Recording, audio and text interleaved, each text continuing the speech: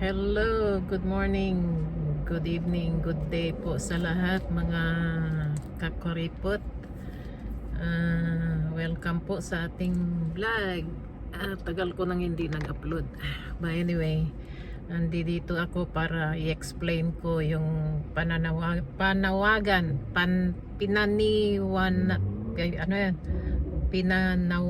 ni former President Rodrigo Roa Duterte na gusto niya magbukod ang Mindanao, humiwalay sa bansa nating Pilipinas, na magiging ano na sila, pagka halimbawa maghiwalay sila, magiging isang bansa na rin sila, nalabas na Republic of Mindanao or probinsya ng kanyang amo na China. Okay, ang mangyayari niyan, kasi ang flag natin mayroong spiritual meaning. Kung dati sa ating elementary days, ang meaning ng ating flag, yung tatlong star represents ng Luzon, Visayas, and Mindanao. In short, Los B. Minda. Pangalawa, yung red. Bakit laging nasa baba? Kasi peaceful. At pag nakatayo, nasa kaliwa. At ang kanan, yung blue.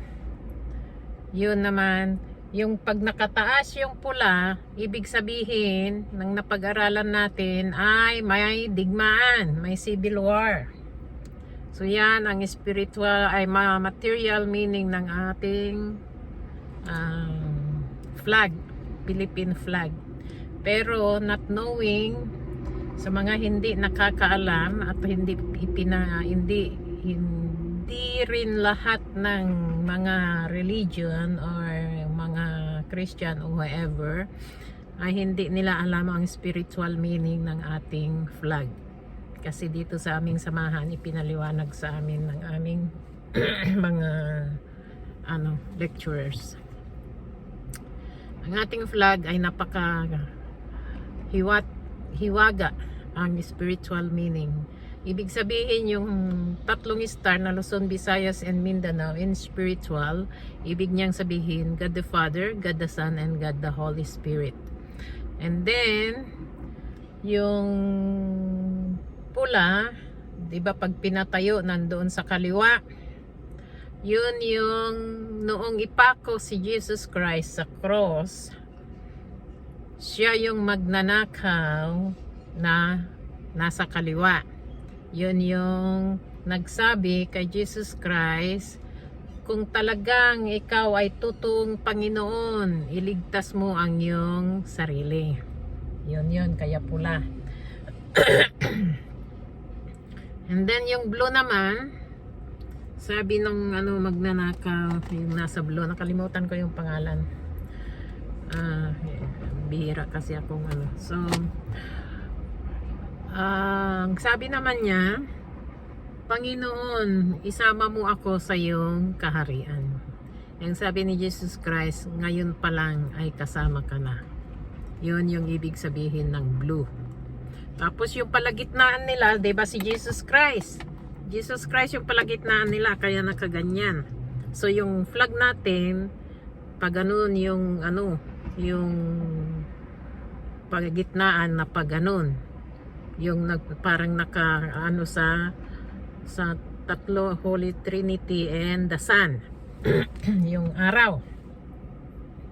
Yun yung si Jesus Christ sa palagitnaan nila. Kaya nga yung si Jesus Christ na siyang nagkatawang tao, na siyang umano sa ating Diyos, God the Father, God the Son, and God the Holy Spirit.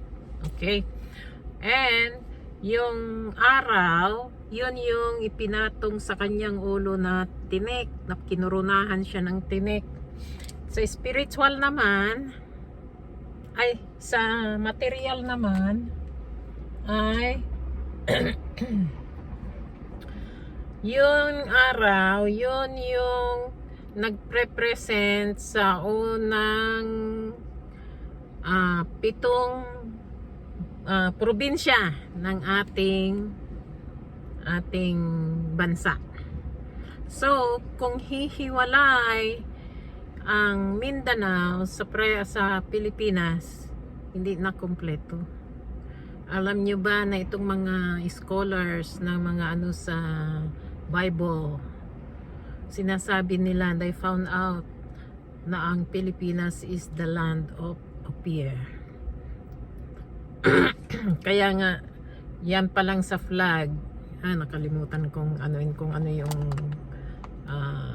chapter, sino yung sumulat na sa kanyang pagbabalik ang palatandaan. Sa kanyang pagbabalik ang isang palatandaan ay ang isang flag na itatayo sa isang mataas na bundok doon sa Far East. 'Di ba ang Far East ay Pilipinas? Kaya nga ang Pilipinas ay napakaswerte dahil yan ang bagong Jerusalem.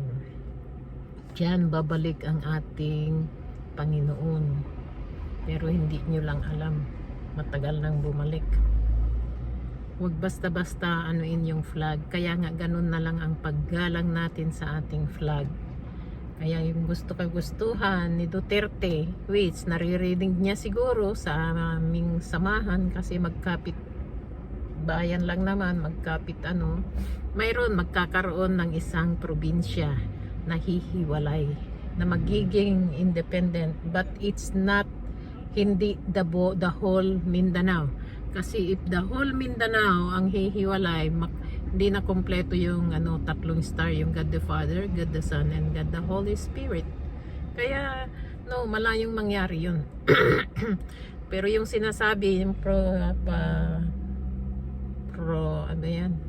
prediction na yung isang probinsya na magiging revolving city, and at the same time magiging parang Vatican, na magiging isang bansa. Nangyari sana yan kung itong mga politicians ay inunang pagandahin yung mga nakukuhang mga pundo at inilalaan sana sa pagpapaganda sa nakukuha nilang pundo. Baka nga nangyari na sana, napakaganda na sana yung probinsya na yun. Hindi ko muna babanggitin. It starts with D2. Akala ni Digong ay Davao. No, it's not. It's not. Lang yun ni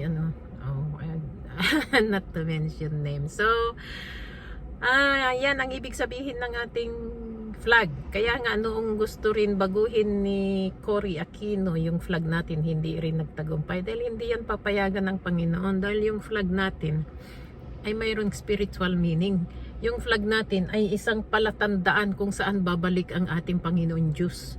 Kaya malayong mangyayari. Kaya kung gagawin ni Digong na i-separate ang Mindanao, mababawasan ang star, 2 star na lang. Wala na yung God the Holy Spirit.